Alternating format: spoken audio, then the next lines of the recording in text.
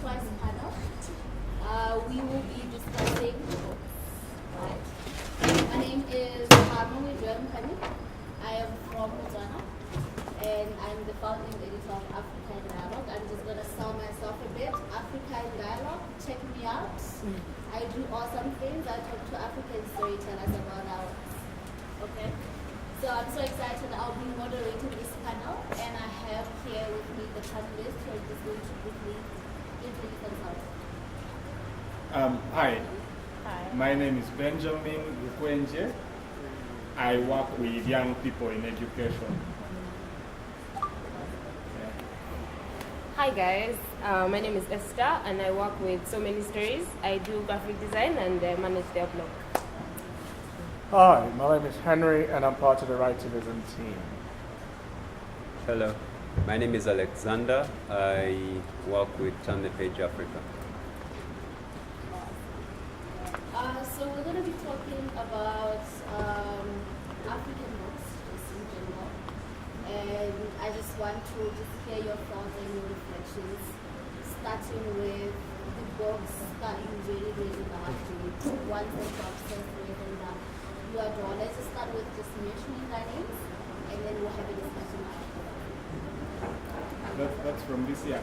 Emma, let's just say Emma, because maybe you didn't love any book this year, but that would be strange. Let me say the first one because the person I stole it from is here and she's not yet here. There was a country by Chinua Achebe. Okay. Beyond the Fourth Heritage. It's a new book that I just read and it's really challenged me. And in the footsteps of Mr. Katz for very odd reasons.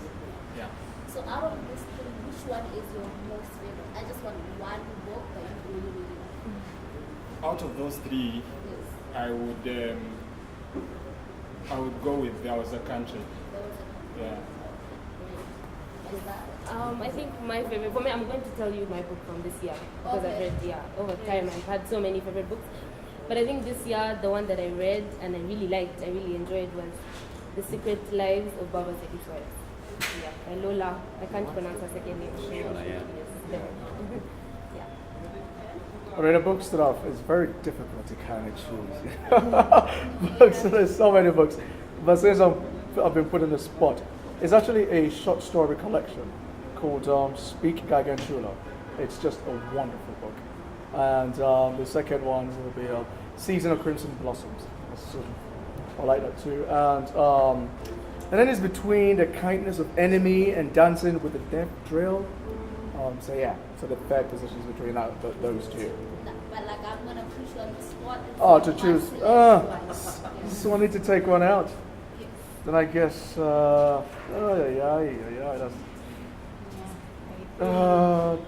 Dancing with the Death Drill. Who's the writer? It's a South African writer called Fred Akumalo. It was published in 2017 this year by Jacaranda. A really, really good book. Oh, Dear Philomena, Mogami Biencha. Can you do that again? Dear Philomena by Mogami Biencha. Oh, It's a Ugandan book. guys, I'm so embarrassed because I haven't read some of these books. Yes. Okay, so can we just share more on why this is the book that if you are trapped in an island forever, we're gonna take with us? For me, that book, because it's a window into how much people who call themselves intellectuals and like the really privileged people stand up when their countries need them. Yeah, it's a book about the Biafra War. So it's Achebe's personal story and his involvement in the Biafra War because he was a minister in the government, and so this is just like a tribe that feels marginalized, yeah, and because of my interest in social causes, and in this case, some Nigerians feel, if you speak to the Igbo, they feel they were justified, yeah. but then there are others that don't feel that their war was justified. But whichever side of the argument you stand on, I think for me it just speaks to, at a personal level and at a level as people who are in privileged positions, when you need to stand for what you believe in, a lot of times all of these social justice causes fail because the people that are privileged intellectuals actually just stand right in the middle or choose the side of the oppressor against the oppressed. So for me, that book, it's a challenge for me. And in that book, Twinokwesiga is talking about intelligence and art, and he's saying that it's not either art or intelligence if it's on the side of the oppressor. Yeah. So if you think you're intelligent but you're on the side of the oppressor, then you're not intelligent. Because if it were intelligence or if it was art, it would be on the side of justice. So I think for me, it's a constant examination that comes with that. Yeah, that's why I like that book. Every time I have to question myself and my decisions, yeah, and the things that I believe in, because I know there are a lot of people that are not where I am lucky to be. So what am I doing with my life to be able to serve and make, sort of bridge that gap and just basically take sides, yeah? And so for me, in that book, the ability for Igbo intellectuals to just pick a side and say, we will not stand in the middle, yeah? There's this cause that we believe in and we are going to just champion it. It was such a challenge, especially if you consider what happens in this country where somewhat intelligent people are there, right in the middle there.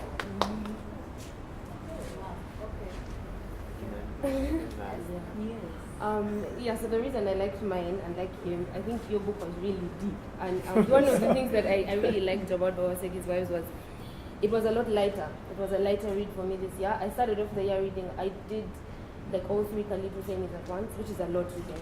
Please don't read all three of them at once. So it was heavy because it's talking about there's always someone that dies and there's a lot going on.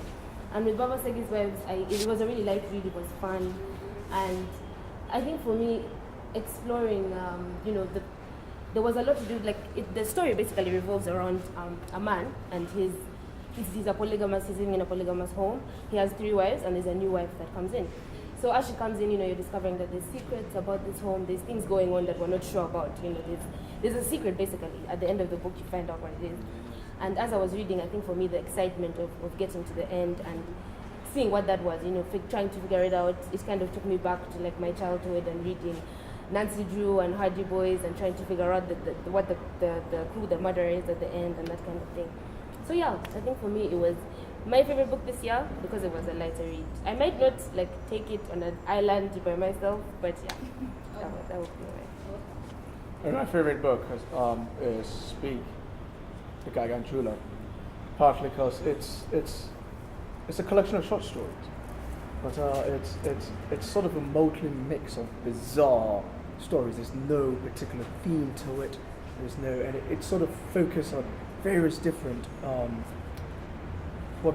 experiences, but it's how the writer writes about these experiences. One story, for example, the writer was writing about a kid who is disabled and is teased, but how the writer writes about it is so bizarre, so strange. How the writer described this disadvantage, the disability that the child has, it's so weird, and that's what makes it so interesting. It's not very, the most interesting thing about it is it challenged the whole stereotype of African literature. It's difficult to sort of place that book in any sort of, you can't homogenize it. That's what makes it so interesting. So I found it slightly quite groundbreaking. It's bizarre, it's dark, it's witty, it's just mess. Literally, it's just every story has a messy, and how I really don't know how she managed to do that. It's so incredible. I mean, well, I know the writer is deeply influenced by Shirley Jackson, so you do get a sort of Shirley Jackson sort of inspiration in that book, and that even makes it so bizarre. So touching on domestic issues that look so strange and so bizarre, and that's why I like that book. When I first met Mugabe Biencha, he shared with me a copy of his book. I'd never seen it, I'd never met him, and I didn't expect much of it. But when he signed it, he said, I hope you'll enjoy reading this. It might be depressing, but you will like it. And I put it aside for a couple of days until I started on it. And yes, it is quite a depressing read because he tackles topics that most people would rather ignore because of the intensity that toll they take upon most people. Depression. It's a story of two strokes, a girlfriend, a friend, love, and how we live in modern times. It's not written in any typical style that we're accustomed to. It's so out of the ordinary, a couple of texts here, a couple of bits in there, poems in the mix, prose here and there, but captures the interrelationships we have as people who are trying to help one another as we solve the challenges that we meet. Yeah. And I choose it as the best because after it, I have now come across lots of literature, both online and in book format. From as recent as last night, there's a lady I met here called Jackie Famotse of this book about the Blazer game culture in South Africa. Also a couple of topics that would be really good for people to read, but Mugabe still takes the cake. I'm just getting a different kind of feel into what is it that people like about books. For you, it's about the theme, the topic, the narrative. For you, it's about how everything was used around. For you, it was about the lightness of it. And there was also because of the books you read. And for you as well, it was what was expressed in the book as well. But generally, for you in a book, just think about all the different things that's within a book, from the themes to what's interesting from the writing. What is it that you are drawn to about this specific book that you, beyond what you've already shared in that you already the book that you selected? That makes sense. Beyond the theme, what else is moving? What else is resonating with in that book? Does that make sense? Yeah? I mean, I suspect that, like, the ability to relate at a personal level, because I think I usually, like, almost all the books that I buy are books where I can sort of see myself. So what did you see in this specific? You want to fold and say, what is the thing that was personal that really I resonate? I mean, courage. Courage when you're faced with challenge, and the ability for you to not give up and hang in, even when the world is against you. Because it can be the grand scheme of a nation, yeah? But even as individuals, we feel these things every day. Every day you wake up and hustle, and you want to give up, but you don't. So I think for me, it's things like that where you see your little individual struggle in there, and the fact that someone is courageous and they wake up and still go on about their life and what they believe in. Yeah. Yeah, I think for me, I'm a people person. I like to talk to people. I like one-on-one conversations. I like getting to know people, like, in depth. And I think that's one of the reasons I like Babasegi's Wives, because she really develops her characters. So you understand their stories, not just in context of where they are now as this man's wives.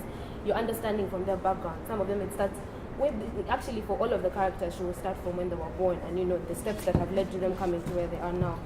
And I think it's character development like that draws me to certain books. Later on, I'm going to discuss a book that I feel did not develop the characters as much as I'd have liked. So I think that those are the kind of things that draw me to books. a character that I can resonate with. Like I'm feeling what you're feeling because the author has actually taken me to himself. I guess for me, it's what I really dig about a book is the aesthetics of language, how the language project, it sort of project color, how animated the language is, how dark, how light. Those are the sort of things. How language is used in a way that it sort of excite your senses, kind of get all the 5 senses working, and it's a sensory engagement, that sort of thing. So you can feel it, you can smell it, all that. But I tend to like more very, very dark, sort of dark works in a way. I guess it's more fun because then you're not really focusing on the plot or the narrative or the characterization, and you're just in there in the writer's mind. You're just there. You're kind of trying to figure out what this writer's sense of humor is like. You know what I mean? So you kind of really feel that you're in there. You're having this relationship with the writer, and you feel so. I guess perhaps I'm one of those people that I'm sort of jealous. So I like to have very close personal relationships, right? And I kind of feel like, yeah, this writer gets me.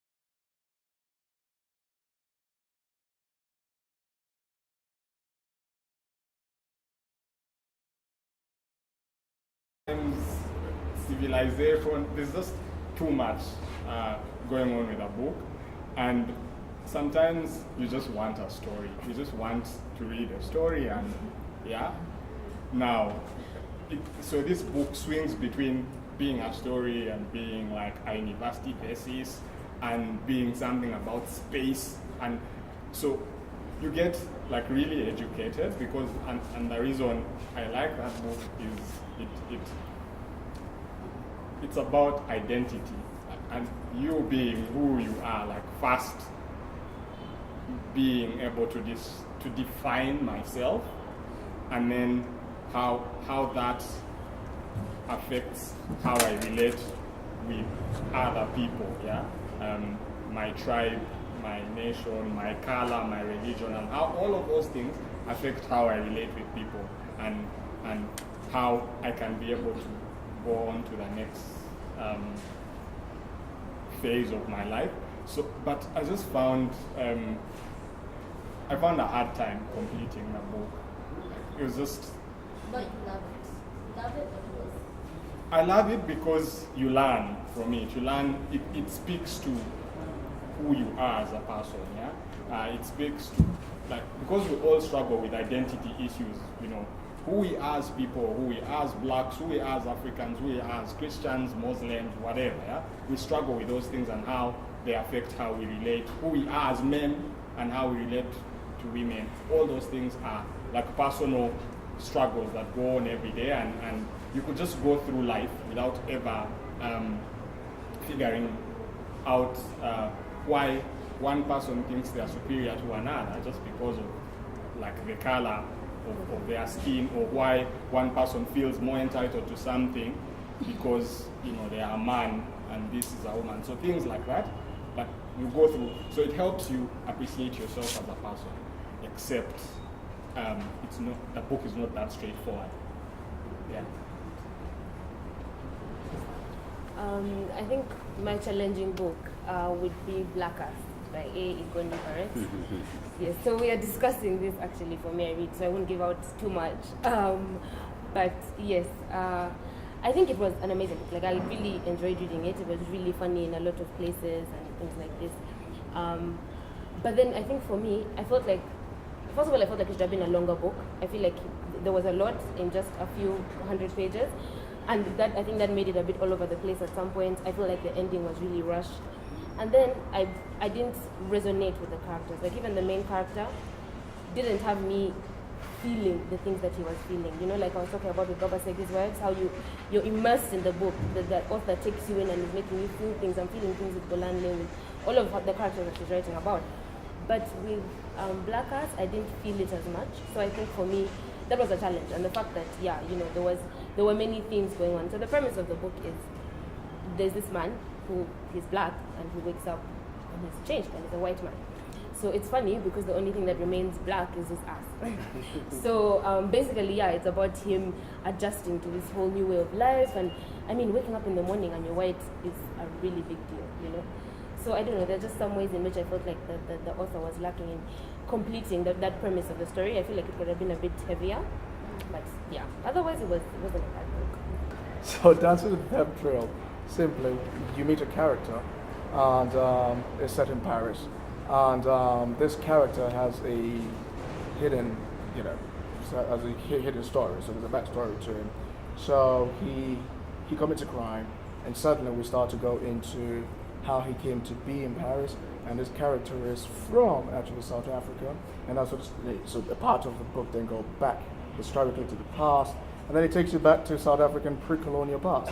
Now, this is where my ignorance came in, because I didn't know so much about South African pre-colonial past. Why I know so much about its colonial past, because you can access that so easily. It was quite interesting to see what was happening, and some of the things that the writer was talking about, even in terms of the Indian presence in South Africa during the pre-colonial times, and so on. All these characters that he introduced was so fascinating. It was fascinating but challenging as well, because I couldn't get my mind to it. It was a whole new different landscape.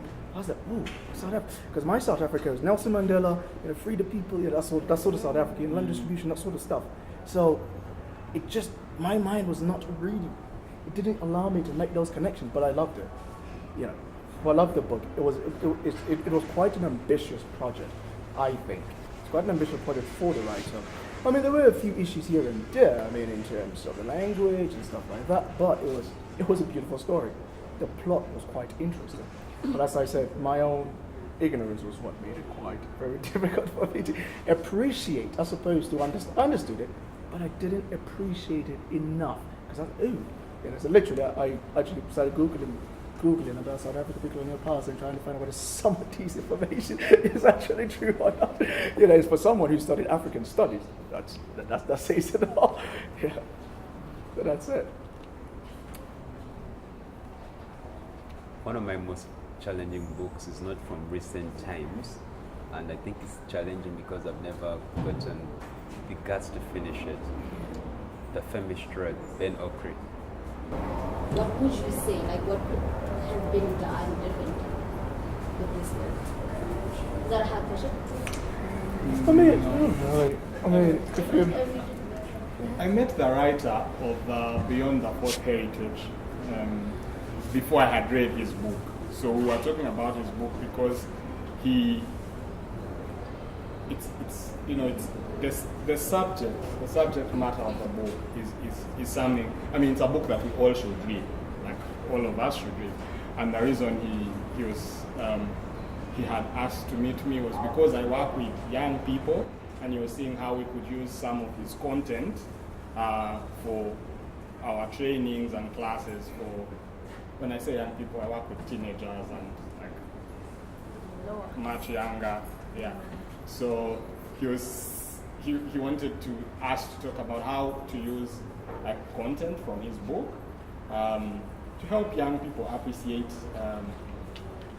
themselves and at that level and begin to identify who they really are as they continue to grow and relate with other people from other backgrounds. I hadn't read the book at that time. After I read the book, I didn't know how to apply it to these young people that I work with, because I was just thinking, man, like how do you break this content down to for like a 15-year-old? And so if I met him again, I'd probably ask him to tone it down. I think the themes are some things, like I said, sometimes it's easier to make your point if you just tell a story. Like I think we all love stories, yeah? A lot of times, the reason why most people don't have issues with academic content is because it's not a story. So, like you have, it's like this. So I'd love it more if that book was a story, yeah, was heavy on stories, and as opposed to like a lecture mode of writing where you like if you don't understand like science and galaxies and there's a whole chapter on that, then yeah. What? It's a weird question, but what genre does he categorize his work? Maybe it's I don't know, Alex and Joel, you read the book. What genre does he categorize his book in? I think for me it's philosophy. it's philosophy. For me, Oh, okay. because yeah, he's telling a story that is also he's introducing a way of thinking in a way because it's going to affect how you think about things. So I think I find philosophy in a way for me personally. How do you think about things?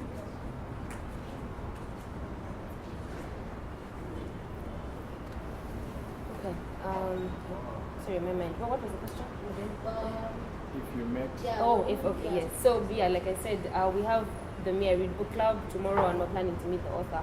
So I don't want to give away so much. But, yeah, like I said, I think for me, I think the book should have been longer. In terms of, I don't want to say advice, because it's really how am I to give advice to a published person.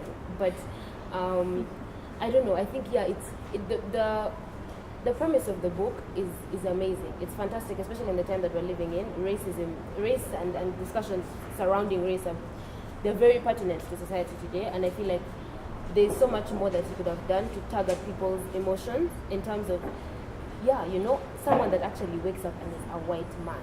It was a very humorous book. It was very funny, so maybe that was the line that he was taking more than the, really emotional, in-depth part. But yeah, I think for me that would be the comment, to kind of explore that side, especially given the topic that he's chosen to tackle. Yeah. I think I was just simply saying to the writer to keep writing more, because it was quite fascinating. I mean, that's what I would say, to be honest. I had no issue with the work itself. It was my own lack of understanding. And I would say that he needs to write more in that particular vein. We need to know more about Africa's pre-colonial past. And had I sat in a lecture room, had I read an academic paper about it, I would have been bored probably after the first paragraph. But when presented in a fictional form, I was so intrigued. I actually started Googling about some of these stuff, Googling about some of these characters' names that he had, because I thought, that might be some historic figure. Google all of them. And that's quite fascinating, because I realized the power that fiction has, to inform us about ourselves, to inform us about our history and our past and so forth. And also the power that has to actually gives us that sense of pride in our history, as well as teaches, as well as to sort of make history, to sort of expand the reach of our history. You see what I mean? I knew very little about South Africa pre-colonial past, but through reading this book, I tell all my friends I know everything about South Africa.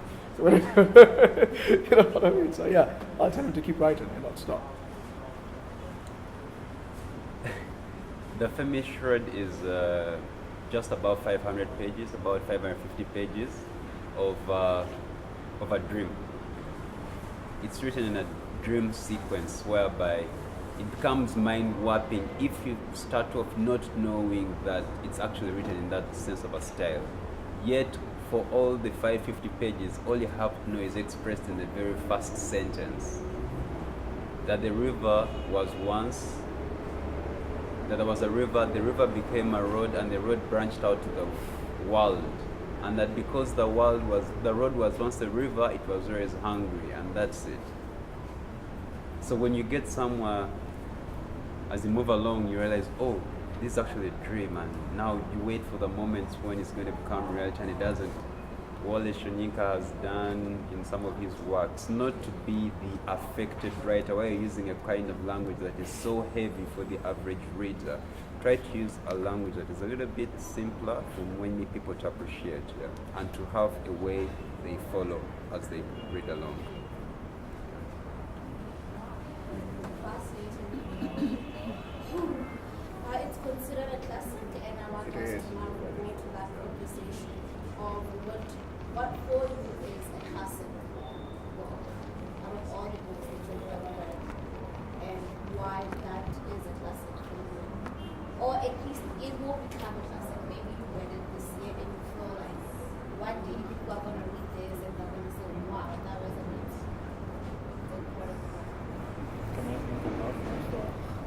Okay, who's ready? Who already knows that? I mean, I would have to critique the term classic itself, because I don't subscribe to it. I don't think that there is such a thing as a classic. And I mean, who defines classic? What constitutes what is a classic? What becomes a classic and what doesn't? So I don't subscribe to it. So I mean, for me, I think I appreciate all works. It is certain. For example, we consider the Nshakira and so forth as a classic myself, but I don't really think so, because sometimes for some works of literature, it is almost precedent that dictate what is a classic, right? For example, the Chubby Things Fall Apart at the time, it's a great literature, and still is to hold on to it as it is a classic. You're fortunate as a classic, but beyond that, there's been a lot of great works of literature that have been published and so forth. Some who can equally rival that position, but since in our mind we still feel this is a classic, you can't touch it. You can't be too critical of it. I don't want us to be this. There's no need. Yes, so be the one that you think personally. We might not agree with you, but if for you feel like this was great literature and this is the kind of book that a lot of people should read, and it's exceptionally really good, that if I had the choice to choose and tell people this is a classic and they'll follow through with my idea, then I would choose this one. So let's not be politically correct. oh no, I'm not being political. No, I mean in terms of the classic. Yeah, that's what you mean. Yeah. So just generally for you, what is a classic? And it could be a personal thing. It doesn't mean that I can connect with it. I might not. Yeah. I think I'd go with the beautiful ones are not yet born. I think it's Amaya. Yeah. I have not read and I think a book that has that much description. Yeah, I mean the guy describes a big latrine. Yeah, and you see it. You smell it. Like when I read that book, it killed my writing ambitions because I didn't think I'd ever be able to describe things in the way that, because that's how I wanted to define things. Yeah, for some, I wanted people to be there, to be in the story, and reading that book just made me. So it's two things. It's that the power of description in that book is so like. I don't have the word to describe how well his description is in that book. But two, it's also the fact that he writes about a Ghana that every African can relate to, and his book is it's like I think it's set just after independence, yeah? And yet, like, well, you don't have to be Ghanaian to relate to the book, first of all. You don't even have to be in the 1960s to relate to the book. You just have to be like a citizen of, I think, any African country to live that book. So, and I think it's a book for me that's because going by what's going on on this continent, it's probably going to be a book that will, like, even in 2037, people will still read it and still feel the same way about their countries, because the beautiful ones are not yet born.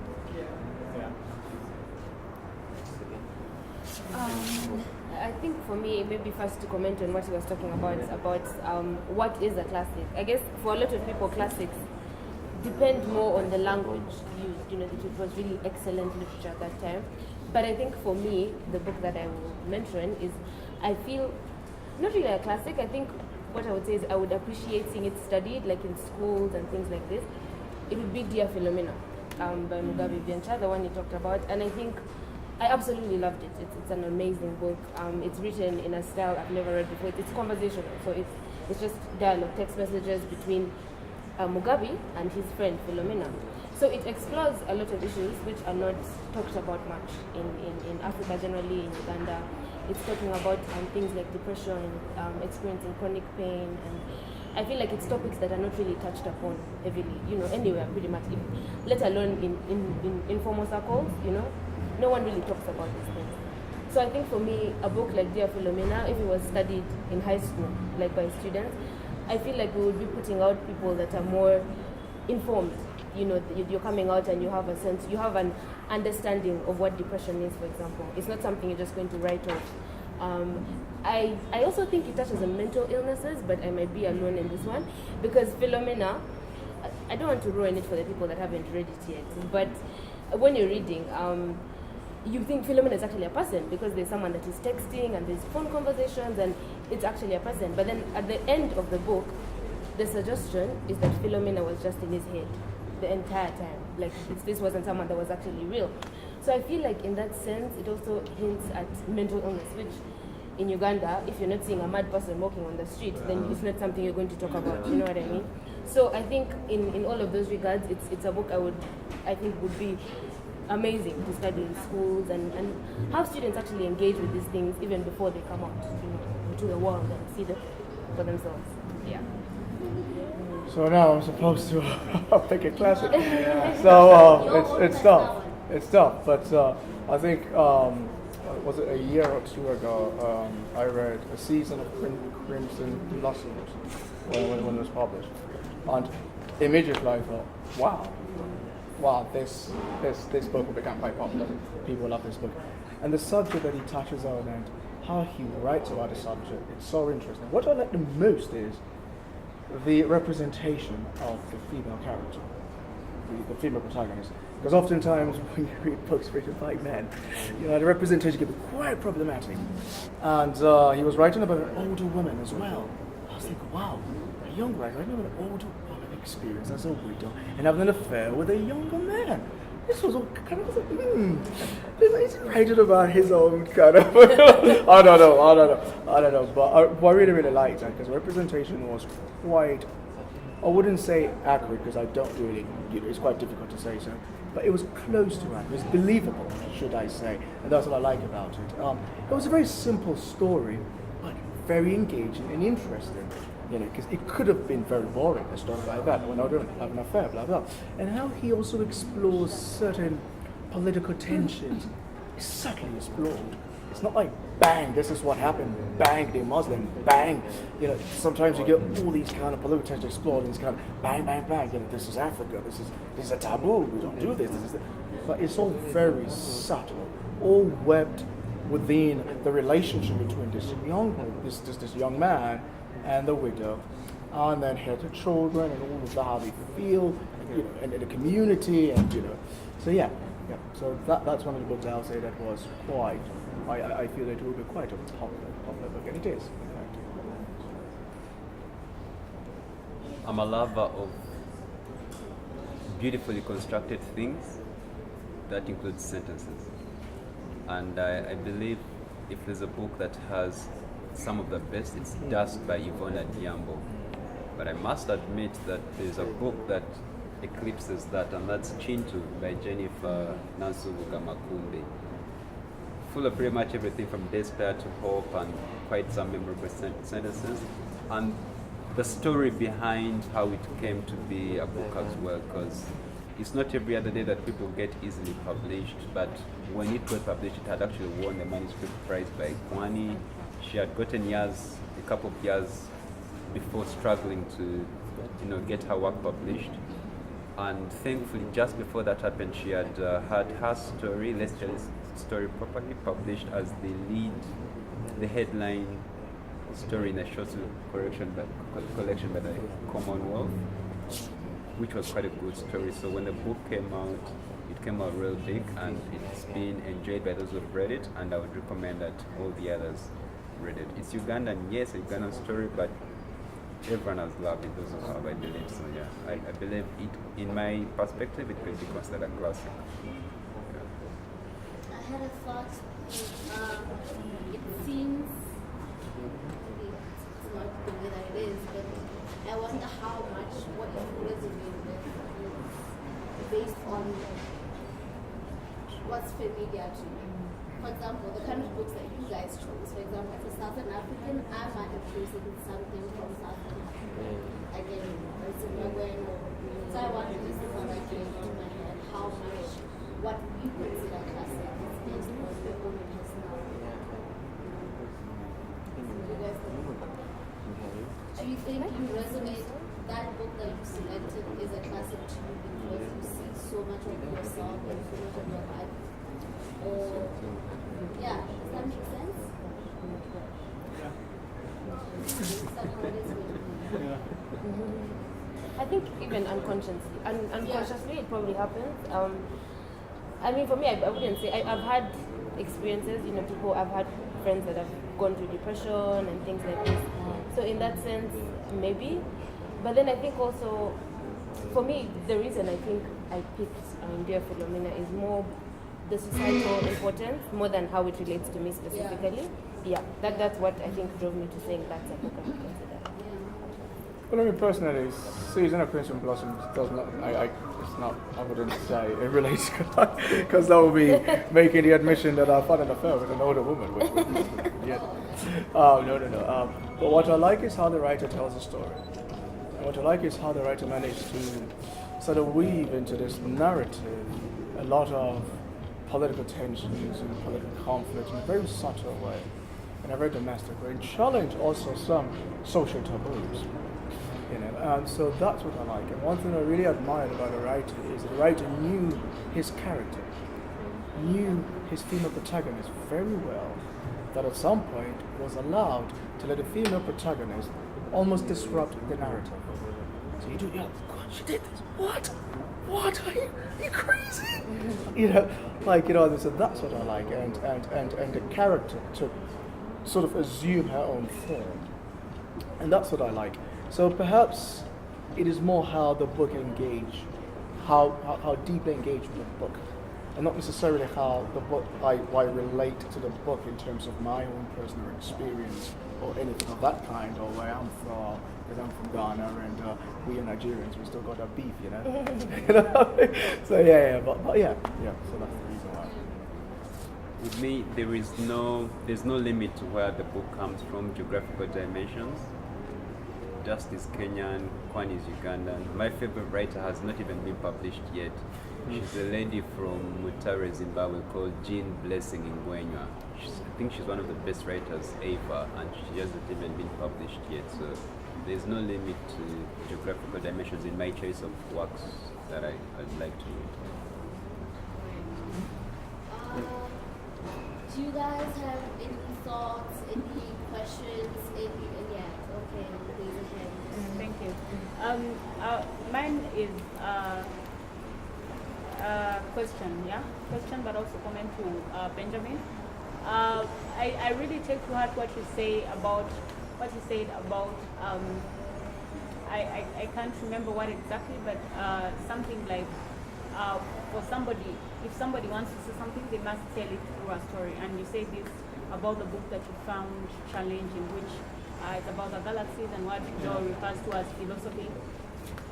And you felt that there was more educating than the story, And I take this to heart because lately, in a workshop that I was in, but also through other people whose opinions I value as an aspiring writer, say this to me and say you have to let the story lead and let your politics or what you want to say go through the story and the characters and not educate. But you also mentioned that you when you are talking about the books that you find interesting, the ones you like are the ones that talk about social issues.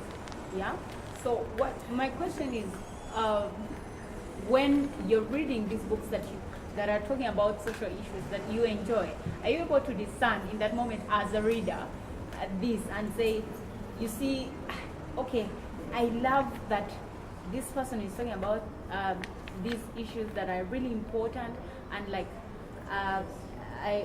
we have to pay attention to, but they are educating as opposed to telling a story. Are you able to tell as a reader in that moment?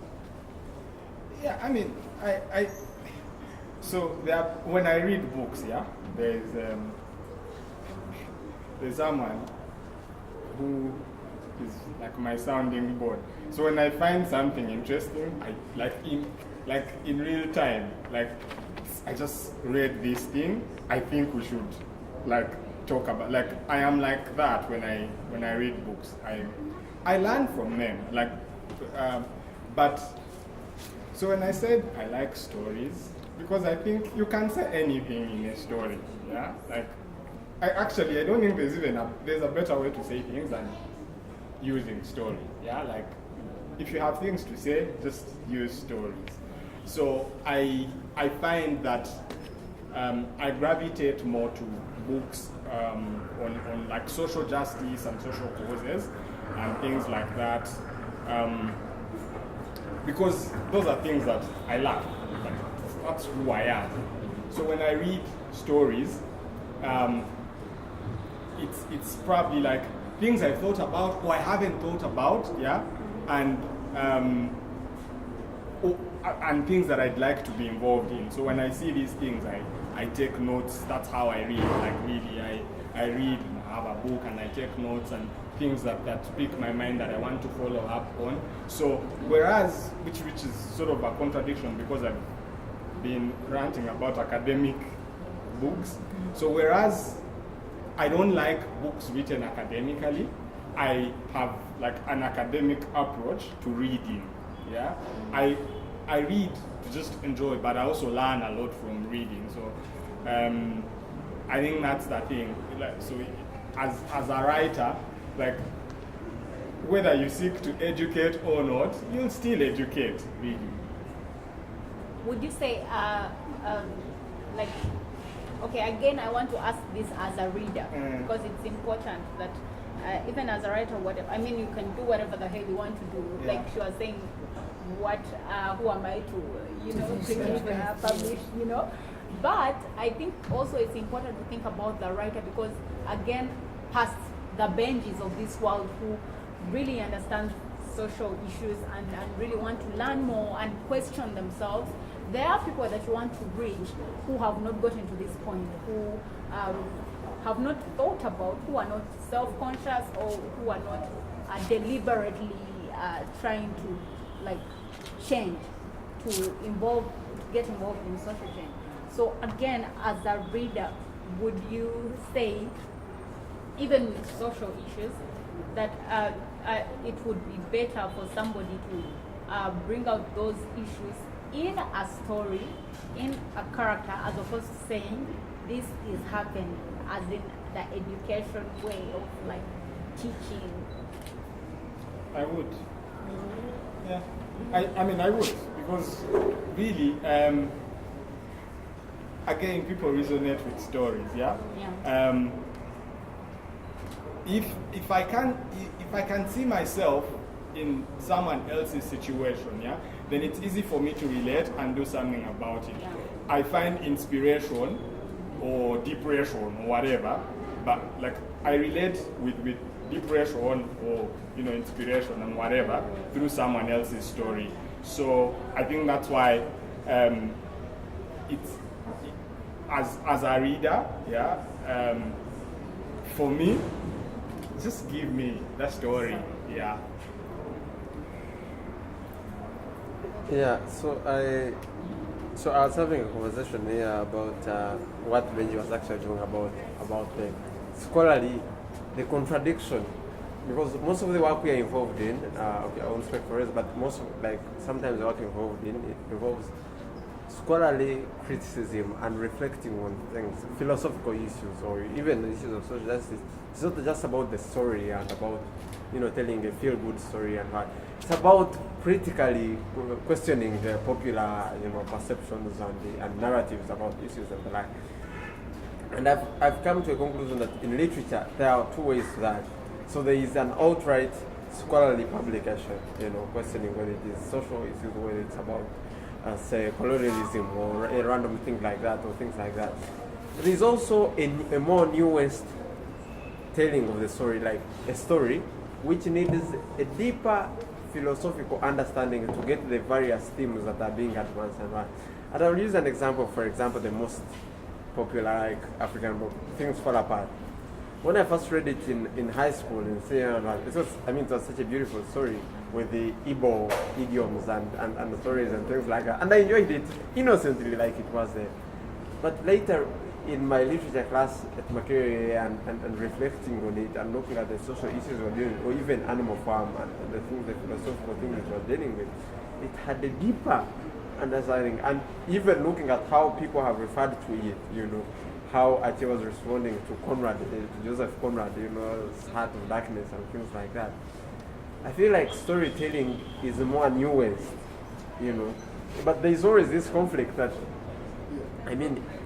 I want to read purposefully, so scholarly works will probably be more attractive. Not attractive because stories are always naturally more attractive, but when I want to, for example, I am writing something about a particular theme, I'm more likely to go to a scholarly piece of work, to look at how arguments are twisted and things like this to arrive at a conclusion, than just read a story that goes around and challenges it like so much to reveal things and look at the particular argument. It's always a contradiction. So if you are like a love of like literature, and I don't know how many authors or whether authors approach, I don't know whether any of these people here is the writer kind of stuff, but I don't know whether any is a writer, but I don't know whether fiction writers set out that philosophically to challenge or to pursue a particular argument in a story.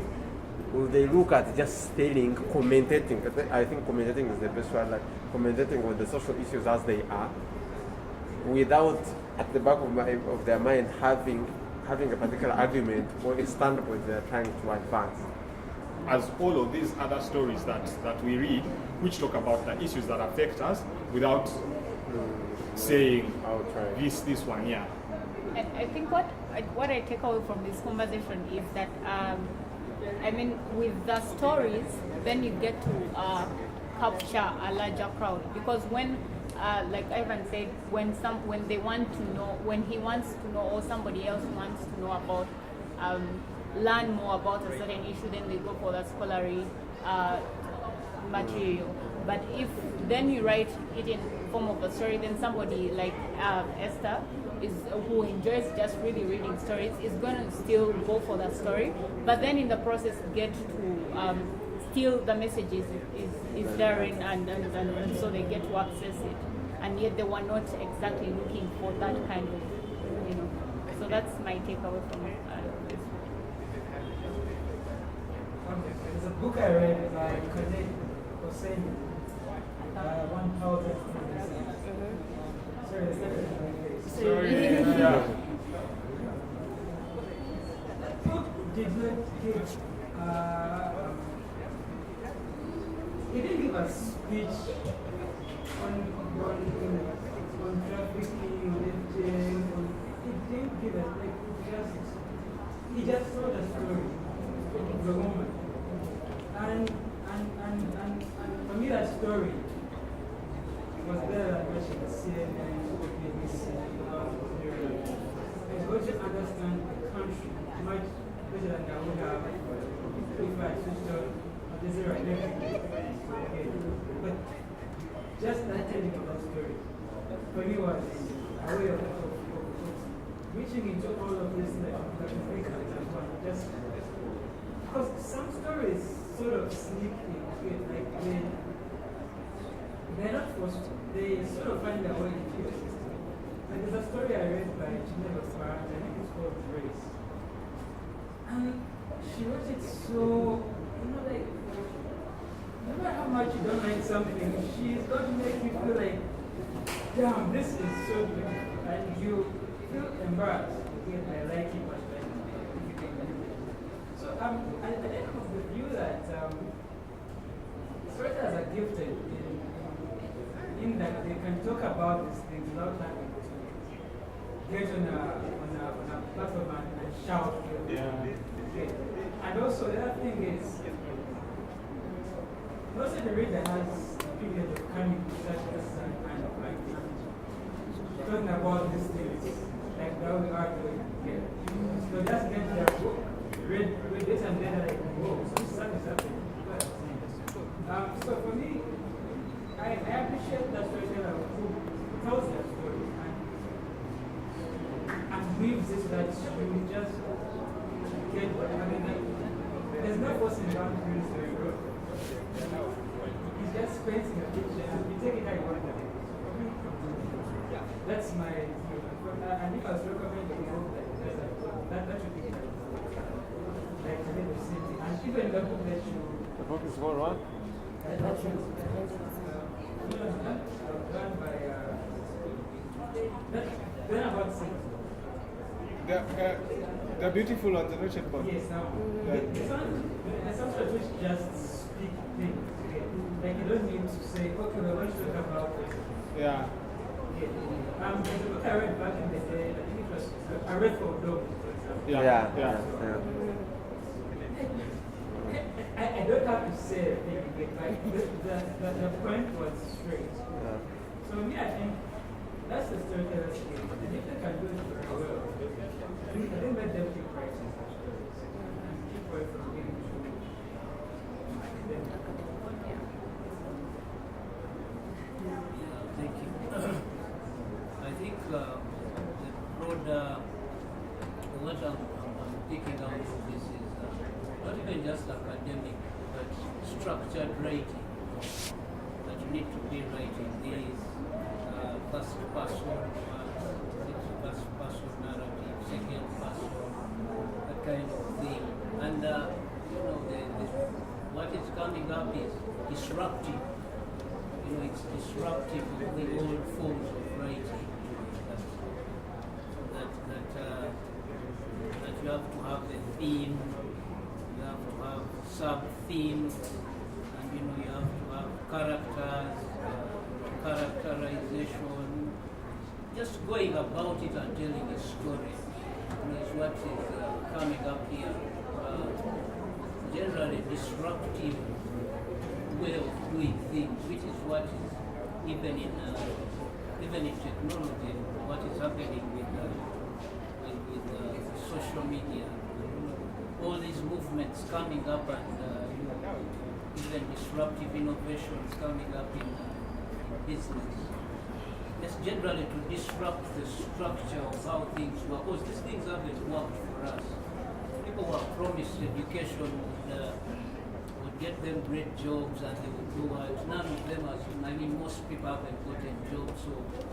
So people are coming up with unique ways to find their own place in life and society. So for me, that's what I'm bringing into all this business of not being so structured, not even being academic, and that kind of thing.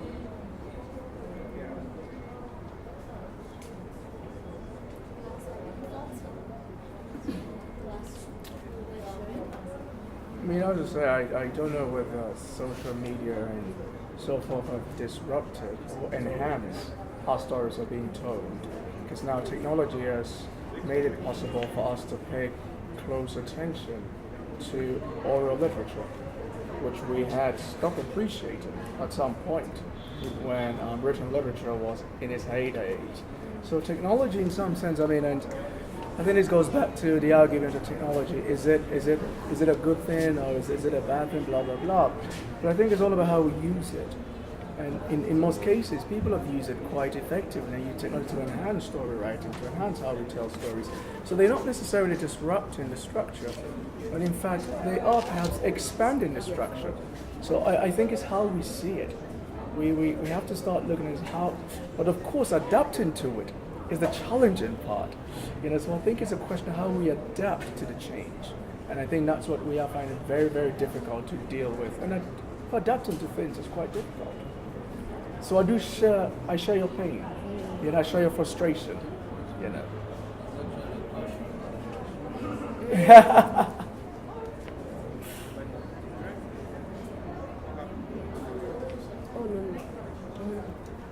Any other questions, reflections, when we think as readers in terms of the books that we like, that are being produced and published in Africa? What are just our general thoughts on what book we resonate with, what book is important that needs to be read more often as readers? What comes to our heads? This is just for everybody really. Thoughts? Yes, also? This is the last question and then we're gonna as readers we are looking for. I think I'll just reiterate I think what Joel was talking about. Khalid Husseini, I think I've talked about this guy so much, my people are probably tired of hearing about him, but he's an amazing storyteller, and I think as readers it's really refreshing to read something that is even just really easy to understand, in the sense that you're reading and you're flowing with the story, and like you're saying, you're able to actually grasp issues on human trafficking, on the issues that women are facing.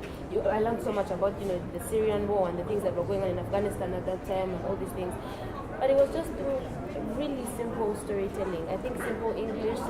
I think maybe I prefer simplicity for me when I'm reading. I don't need to have like my dictionary and thesaurus, and I'm constantly having to look for really big words and things like this.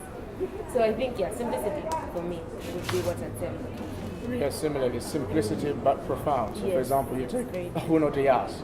The guy just uses very simple language, But yet, when you read his stories, you're like, oh God, he's actually reaching something quite profound, something quite cerebral.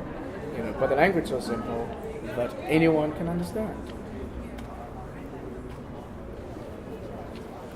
I think I'd go for, because I also think that they are like tired topics or themes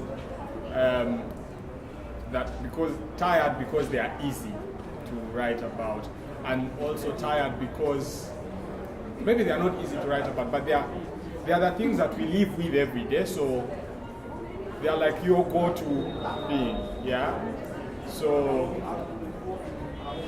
I'm frustrated with corruption, with bad health services, with I don't know if there are like new ways to write about all things, So I think as a reader, I'd just be interested in like finding, because that thing, that book that I was talking about, Half the Sky, sort of found like a new approach to write about something, yeah? So I think I'd be looking for things like that. So like in terms of like book recommendation, or this book talks about this, but this is how the writer approached that issue, yeah? As a reader, I would be looking for that, because I mean, I can relate with the writer's frustration, yeah? We're in the same circles. We are both being screwed by the system, so we can relate, yeah? So I think just to be able to like transcend that and then be able to say, okay, now, this guy, I think Alex talked about how Mogami approached like his book, yeah? So things like that, like how like a new approach to writing this stuff that we go through every day, because I think, I mean, he was talking about social media. I think guys are there writing their own stuff on social media as well. So, like, yeah, I'd be looking for something different.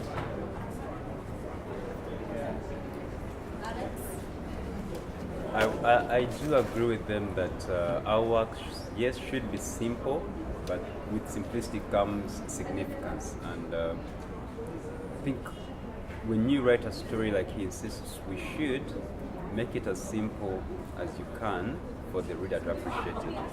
However, I must say that you will find that in your writing, there's really nothing new you're going to be creating. You're using the same alphabet, you want to tell pretty much the same stories, the source is the same, the influences are pretty much the same. So whatever new format you choose for yourself to tell your story, because it's your story, not any other person's story, go with it and share with us. Thank you guys for